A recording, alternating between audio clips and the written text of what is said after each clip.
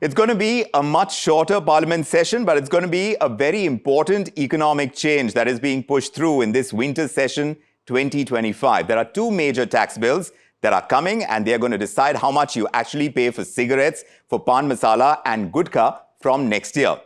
We're going to break this down for you. Let me tell you what's happening first. The government is introducing the Health and National Security Cess Bill. And there is an amendment to the Central Excise Act. So these are the two. And both these bills are introduced by the Finance Minister Nirmala Sitharaman on the first day of Parliament's winter session. Now the real question to ask is why? Well, let's understand what's happening again. The GST compensation cess is currently applied to cigarettes and pan masala and gutka.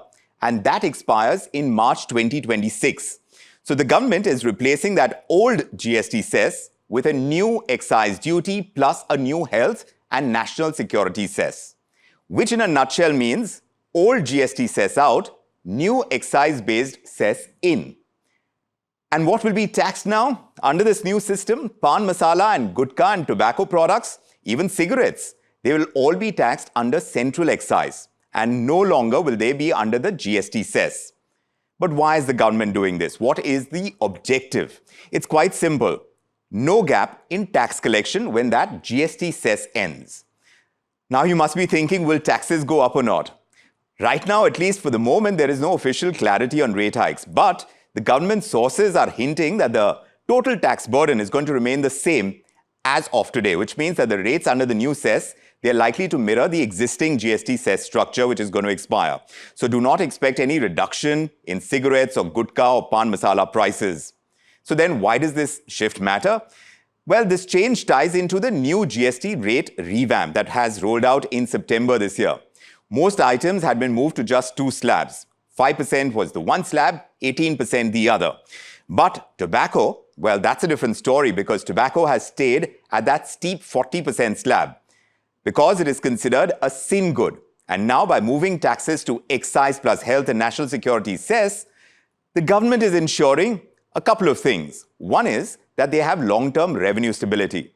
Secondly, they don't want loopholes when GST cess expires. And there is continued high taxation on those harmful products which are not good for humans.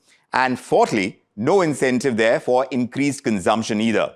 So remember, the old compensation cess on tobacco could go as high as 290% depending on the product.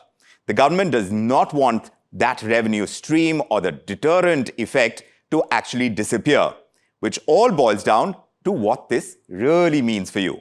For consumers, no rate drop, maybe slight adjustments when the new mechanism kicks in, but overall, the tax burden remains almost unchanged. What does it mean for industry? Clear long-term structure. There is no uncertainty after 2026. There is going to be the continued high taxation on tobacco products. So broadly, this is not a tax hike, but rather it is a tax shift, a structural move to keep tobacco and pan masala heavily taxed even after GST compensation ends.